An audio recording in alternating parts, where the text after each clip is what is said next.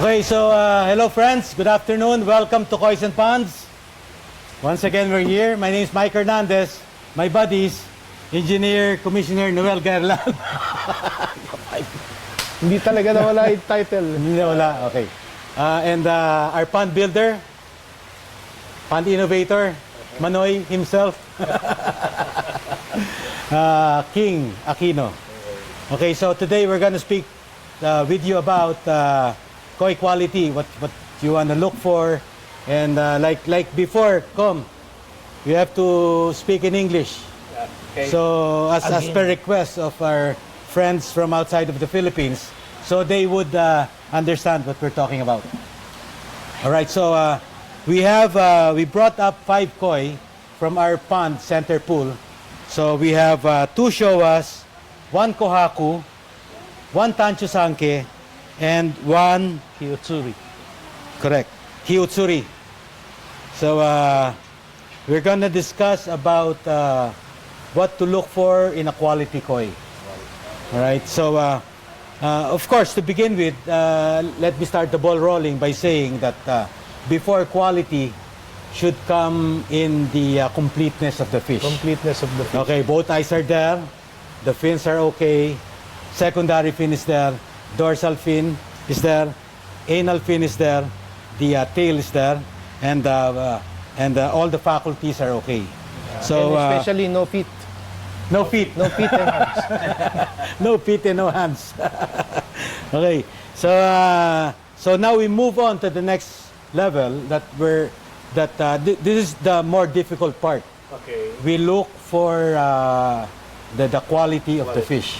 Yeah. Okay, whether it's going to be a potential winner or current beautiful fish as per se already. Yes. Okay, we all know that looking at quality fish, we look at conformation, skin quality, and pattern. And the pattern. So, fire away. What's your take? Well, of course, given that the koi is complete, so the next thing you need to look at is the body conformation. So that, for me, would if I look at the koi, you would see the proportion of the head to the body, Okay. the girth of the body, and of course the overall length. Len. Yeah. So it should be, as what you see in pictures, a well-rounded, sexy koi with no defects whatsoever. So, and then the next would be the skin. So you can only see actually the skin, the quality of the skin when you know, put the koi in a tub like this. And looking at the fish in front of you. Looking at the fish in front of you. Because we all know that, you know, some people tend to buy kois on video. Yep. And you can actually enhance the video to make the koi look more beautiful. So it's better if you look the koi right in front of you, actual, and then you see. Now, when we say, for me, when we say skin quality, you should have that sheen, the shininess of the koi. You look at the scale, scale pattern. Okay. So that's what I look like. Look at. You look at, huh? Not what me you look like. Sorry. You're gonna have to be more shiny than that, Tom. And you could see from this batch, you would see the conformation of the body. They're from the head to the belly part and up to the tail part. Usually, what you would like to look at is more of a torpedo-shaped koi. So that for me is the standard For conformation. for conformation. Okay, talking about pattern, King, what pattern do you fancy? What kind of pattern? I know you have a showa that has an odd pattern on the head. Remember that on our grow out fish, that there's like a number 7 there on the head. Yeah, we call that Jaworski because we have Jaworski, a famous local basketball player with the number 7 named number Jaworski. Actually, I like Kuhapo. Oh, But how come you bought the Showa, King? Yeah, it's because it's a choice. I know Yeah. the fish will be beautiful. And by the way, so the Koi Ninjas, they partook about 12 Koi from among the Koi membership ninjas. So they took it and then raised it for like what do you say, about a month? About a month, and then so this was this was like March, and then we tried to come up with something, and took picture and video, and then we requested our friend Steve Givens from England, one of the best photographers in the world, to be the judge, the judge. the virtual judge. Yeah. So let me go back a bit in the what you see in the picture should be what should be the koi looking at when the koi is in front of you. Yeah, All right. yeah. So Steve Givens I think is doing a good job in documenting koi photographs and then putting it on magazines. Yes. Because one of the good side or one of the better photographers would take a picture of the fish and try to present it as how they look like in front of you when they publish the photo. No edits. No Adobe Photoshop. or what. No Photoshop. As realistic, as truthful as you could be Yeah. when you present the fish.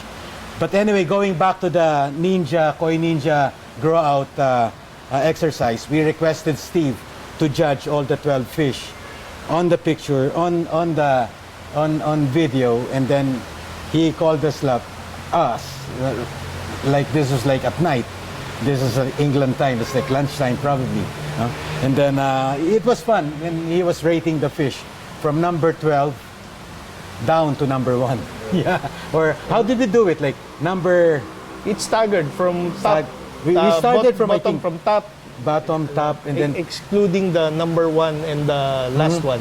Yeah. So that's the let's say 12. We started at 11, and then I think up to number 3. Okay, let me gather my thoughts. I think the way we did it was like 12 koi. Yes. Okay, so we started at number 4. Number 4, number 5, 6, 7, 8, 9, and then 10, and then 3, and then 11, and then 2, and then finally, the last choice would be number 1. Either you're going to be number 1 or number 12. And by the way, the koi of the King. pond innovator King Yeah. placed number 2. Number 2, and that was the smallest fish. That was the in the lot. smallest fish. The smallest, number 7, Maruten So, Isashoa. size doesn't matter. Yeah.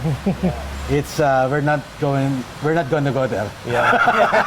It's the overall beauty. It's the overall It beauty. happened to be your koi being sexy at that time, and I hope it's still sexy now. Yep. Still, So we're gonna find out because he has like I think 2 entries, and King has like about 1 or 2, and then the Koi Ninjas they have.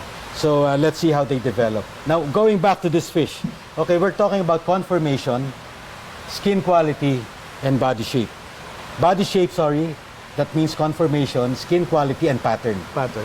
All right. As if I may add, in terms of conformation, you want a more voluptuous body Exactly. with a symmetrical face because the size, Yes. the face has different styles. It could be a pointed face fish or a square face fish. This is more of a pointed face fish. Now, conformation, I would like to reiterate that conformation comes in length, width, and height. Yes.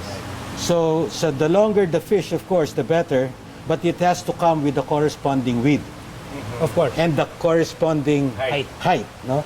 So the girth and the height and the length. Yes. And also I think the proportion of the face should match with the body shape. The pectoral fin should not be too big or not too small. And the size of the tail. Let's not forget about the dorsal fin should be also The size of the tail. Well, for me, if you try to draw a line to the body of the koi, it should be smooth. No distortions in the, in the line. As you would call it, it should be flawless. flawless, no? Clean lines, huh? So you don't see the head like this and then the body do. Yep. It has to be clean. all Clean over, line. Up to the tail. And the thing we're talking about here is like you gain this knowledge by looking constantly. The more high quality fish that you look at, this is how you, in my opinion, you sharpen your. Yeah. So, koi appreciation comes with seeing or being exposed to, of course, high quality koi such as these. So if you just like, well, in the Philippines we also have local breeders, and when you see outright the appearance of the koi, it's, some would say it's already beautiful, but there's something higher than that, and these are samples of that high quality, and then that's the only time you appreciate, oh, this is what a beautiful koi looks like. And also, beauty would also lie probably the fourth factor in quality: conformation, skin quality, and pattern. I would say when we judge koi, the third probably that we try to check also is the swimming motion. The gracefulness. The gracefulness.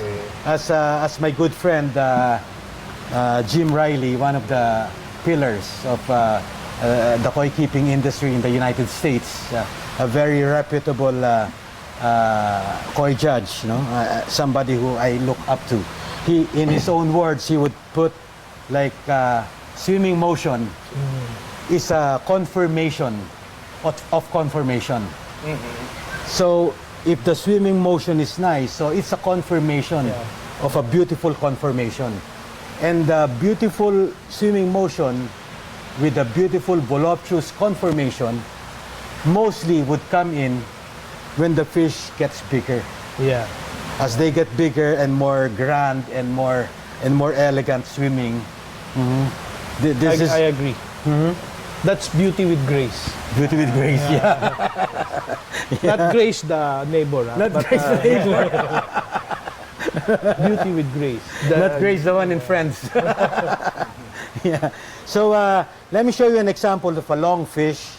This is a long fish. This one has length. This Maruten Sandan Showa.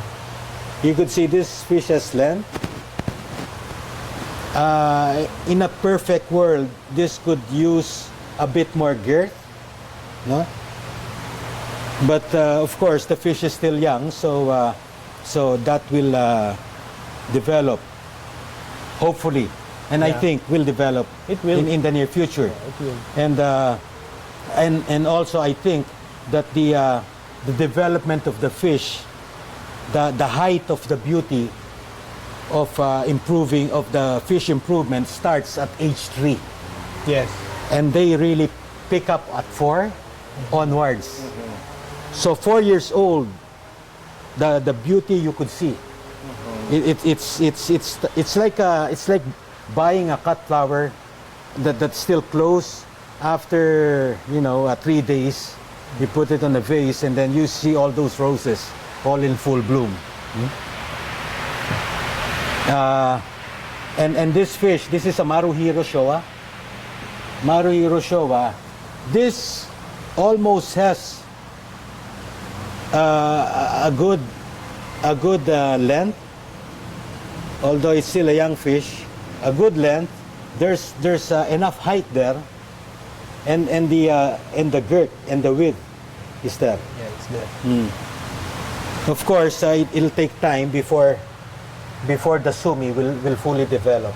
Beautiful pattern of this Maruhiro Showa. So, it has a high potential. It's female, right? Everything here, king is female. Yeah. Can't you see the fish are all going towards you? Yeah. Remember in another last episode? And how do you check if it's male or female, King? That was... You have to look at it. You look at it, huh? We discussed it in our last episode. Yeah. All right. Okay, another Maruhiro show, Maruhiro fish here is this Maruten Kohaku.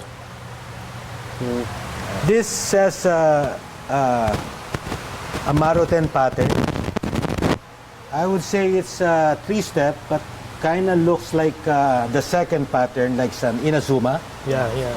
The second and the third. There's a there's small break, Small break there. but hopefully, Okay, so talking about the height, this fish has a very good height for a very young fish. This fish has a good height. Proportion is Yeah, there. Look at the height there. Yeah. Okay. This young fish, so that means it's still short. It's proportional. The length. So the height is there. The girth. Again, a young fish, you cannot expect too voluptuous body on a young fish. Like what I said, the pick. I think also like the peak of the beauty of the fish starts at 4 years old. Yes. And this is also what my very good friend Mitsunori Isa thinks. and one thing you would like to look at is not just the pattern, the balance of the pattern, of course, but the color of the koi as well. So you need to see for a kohaku is the sharpness actually of the pattern, the Okay. sashi and the kiwa, and of course the thickness of the beni, which is the red pattern. That's specific for kohaku. For showa, of course, it's a black, practically a black fish with red and white markings. So you need to see also the balance, like looking at an artwork or a painting, so to speak. So there are different criteria actually for different varieties. And like for the Kiyotsuri here, you would like to see how the color yellow would pop out. Pop out, yeah. And of course the balance also of the sumi as well. So that's what I look at if trying to rate or even buying a koi. In the case of Kyutsuris like this, no, as they get bigger, some of the noise there, that some of the the black spots there, the small ones, as they get bigger, it tends to shy away. Yeah. The smaller Become bigger or so disappear. disappear? Yeah, Already? I Cleaner. comes cleaner. Thank you, Derek. That's my wife, Leslie. Those black spots, as the koi mature, should go away. Yes. So I have actually one Kiyotsuri in my pond, and I call it freckles. It has when I bought it, it has a lot of freckles. Freckles. Now it's slowly going away. Going so away, it's yeah. Really? becoming cleaner. Okay, it's good. Yeah. It's become cleaner. Yeah, the pattern. That's why we get it from a very good breeder. Reputable breeders who. From a reputable breeder and a reputable koi dealer. Thank you very much. He's my friend. You have to be somehow loyal to Your friend. who you know. Yeah. Yeah. And I love you for that. Tom. Thank you very much. Bro. Okay, going back to shimi and clean markings. I think, Com, if I may add, the small noise, of shimi on the not on a Kyutsuri, also I think on a Shirutsuri. Yeah. Shirutsuri, if you find some stray bennies there, like, so I asked Omosako-san, I have some Shirutsuri with some stray benny. Should I like put the fish under the knife? Which I would, You'll be tempted to do. Very tempted to do, but in the most part, I would not do that. No, but of course, looking at the fish, if you have a shirutsuri with some stray benny there, you are so much tempted to clean it up. But of course, you wanna pity the fish that's gonna go under the knife, and then. But Amusako said, you just have to wait in time. This shirutsuri with some stray bennies there, in time it will disappear. And in my experience, I have some Nisai or even Sansai shirutsuri with just a little. Only if you look at it very closely, then you would see the stray benny there. Give it a little more time, and then boom, that benny disappears. Yep. This is why you want to invest on buying fish from a really good bloodline, and of course, when a koi professional is really picking the proper fish. It's like, when you select a koi, it's like practicing fortune telling. You need to see the future potential of the koi. You need a mirror ball. See how it develops. It continues, when you buy it at a tosa, it will be very much different when, the koi gets to about 6 years old, 4 years old even. And part of that would be also patience. Yep. You have to be patient in developing the koi because the koi doesn't develop right away. It matures as we also mature. We look more handsome when we grow older. Shameless plug. We thank our wives for that because they were patient. They were patient, Cancer pa. Patience is Taking care. Yeah, I think that's you're true. I'm with you there, Com. Like one of the few virtues that one learn. Of course, we're already spending a lot of money buying fish. Having my pond builder build me an expensive pond, using the best equipment. If there's any lesson that I think I would like to share with you friends, is from doing this hobby. Teaches us the virtue of patience.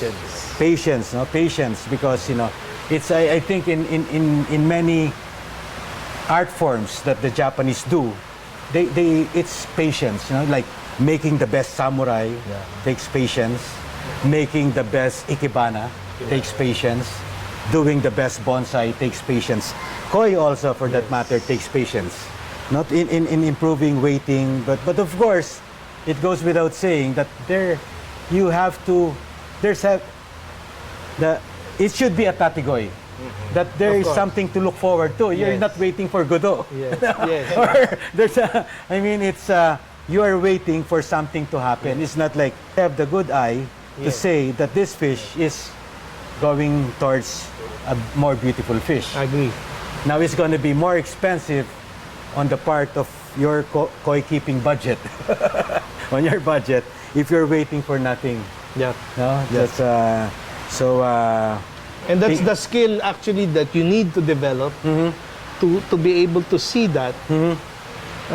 And it comes through experience actually, and the experiences of others, like of course Master Mike here. No. Plus It's really my friend. the rest of the koi ninjas. Okay, ninjas, a group. LG and Jed, yeah. Okay, of course, Mikoy there. Yes, and we compare notes based on experience.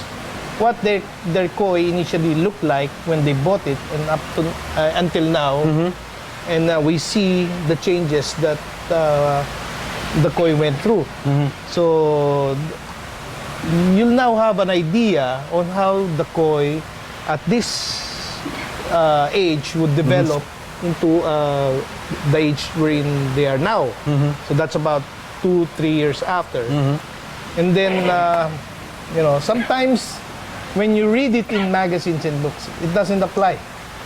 Because most of them doesn't apply. Yeah, the factor that's not in the book is how you actually raise the koi. What is the biochemistry of the pond wherein the koi is? So those are the factors that you need to consider to be able to see how the koi will develop. Like for Japan has soft or hard water. Soft water. Soft water. Philippines, it's more of hard. Water. Yeah. In Europe, it's really hard. So you would see the color is actually being influenced by the softness of the hardness of the water. Plus, of course, the acidity, the pH, and all the other parameters that influences the growth of the koi. You include ammonia there, nitrate, nitrite, and the water changes. All of those practices. It's unique to the koi hobbyist, actually. And I think this is the how would you say that, the talent, or this is the talent that you want to hone. That this is the talent that you want to develop in raising koi. No, buy the right koi, pick the right koi, groom the right koi, and then make it more beautiful. This is the challenge. I think in this hobby, the more important thing is the hobbyist himself or herself next to koi. Yeah. Because the koi collection could come in and out, but the more important thing there is the knowledge that you gain. You might be collecting all the most expensive wine, and then after one wedding, finish everything there, but it doesn't matter because you know what you're collecting, and then you could scout again for the more exquisite collection. You know, sometimes if you don't have that knowledge and you're brave enough to just buy and buy and buy, it's like going to school, you pay a high tuition fee for you to be able to graduate. So aside from taking the college years of 5 years, you stretch it to 9 years. This is a professional student. That's another story. That's another story. By the way, speaking like that because he's number 15 in the board. I was just lucky. Just lucky. Okay, let's go back briefly here. So this Tancho Sanke has length. Tancho Sanke has length. Okay, and then beautiful length, beautiful body shape. The height is also there. Okay. And the height thickness of the body the girth. The girth is getting there. Very typical of a Miyatora Showa, a Miyatora Tancho Sanke, because of the quality of sumi that it has. On a Marudo, it's kind of more of like the Beko style. Beko means a back of turtle, so it's more like stepping stone. This is more like scattered on a Miyatora style. So different style sumis in all this in this 4 koi. Of course, no sumi on this kohaku. And this Showa would have the longest length, but then it could use a bigger girth. The height is also there, right there. Could use a bigger girth, but of course, this fish is young, so it's still developing. This one has not the bigger length, but you know, the height and the width is there. Yeah, each hobbyist actually has his or her own different style in growing the koi. But you know, speaking of my style, I would rather have the koi grow in length first, and then later on wait for her to fill up. Fill up the body is not easy, but the challenge is actually less. You want to see the potential of the length first of the koi, and that's how I do it. Others would be tempted to feed the koi right away massively, and then when you see the koi very fat, very voluptuous, when you at an instant you look at the koi, you would have the impression of them being short, and because the body already developed so much that you know, you see them like not so long. So I do it slowly. I think, Com, the bigger challenge there, King, is the bigger challenge is not to fatten the fish. right away. right away, or bulk up the fish. The bigger challenge, it's a challenge. Yes. Actually, it's a challenge to bulk up the fish. Yeah. The higher challenge than bulking up the fish is making the fish longer and taller. Yes, yes, yes. And the more difficult challenge to that is not to make the fish longer or taller, but to keep the fish on its actual size. In other words, A good proportion. no, King, it's actually the actual size. If I have if I have this year, if I win a young champion for a koi show, probably here in the Philippine koi show in the Philippines, if I win a young champion at this size, if I could bag again the young champion next year with the same fish, that the would same be size, that would be that is the difficult. bigger challenge. No? That would They be say, oh, it's difficult to grow the fish. It's difficult to make the fish voluptuous. No, I give you this, I challenge you this. Keep the fish 45 centimeter for 2 years or 3 years. In other words, in terms of boxing, if you could win, if Manny Pacquiao could win fin weight at age probably 27, fin weight again at 28, fin weight champion again at 30, at 32, of course, everything should evolve into something bigger. That would be difficult. Now, again, after, if you could do that, that's really difficult. Then if you go to the less difficult, if you have a baby champion, next year it wins a young champion, next win it wins That's another challenge. that's another challenge, adult champion and mature champion and so on. This is when you become Manny Pacquiao, pound per pound. 8 divisions. 8 divisions. But, well, again, koi actually for me is not all about size. It's about being able to maintain the overall beauty of the koi, irregardless of what size it's in. That's right. So, I would be satisfied seeing a 60 cm koi and not growing so much, but maintaining its beauty. So, that for me is a piece of artwork. Yeah, I'm with you there. I think everybody's, most of the koi collectors would also go in that direction. Although we keep saying you go for quality before the size. Yes. But if you have quality and you have the the size, size, wow. wow. But you have the quality, you have the size, and you have female fish, then it's that's more a wow. super wow. Super So wow. the order of preference should be there. So we're gonna cut this video, and then we're gonna go on part 2, and later on we're gonna speak. King would be speaking to us about our Tomigay shower, The pond innovator. the pond innovator. So see you, friends. We'll be back. Go to part 2.